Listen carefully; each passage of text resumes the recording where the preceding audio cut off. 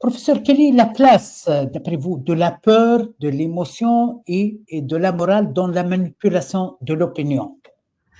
Alors, dans la manipulation de l'opinion, il n'y a aucune place pour la morale, mais il y a énormément de place pour l'émotion.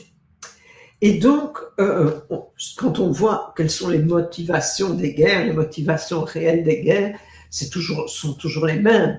Ce sont des motivations de type économique, s'emparer des ressources de l'adversaire, que ce soit le charbon et la sidérurgie, ou que ce soit le pétrole, ou que ce soit aujourd'hui les terres rares, les métaux précieux, etc.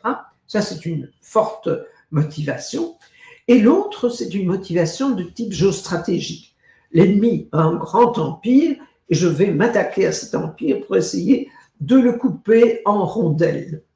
Ça, ce sont les vraies motivations. Mais on n'arrive jamais à motiver des gens à aller faire la guerre pour le pétrole ou parce qu'on trouve que l'Empire ottoman est trop étendu.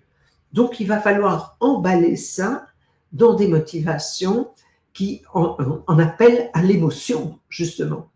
Et donc, on va mourir pour le droit, pour la liberté, pour des beaux motifs comme ça, qui sont bien souvent repris des deux côtés.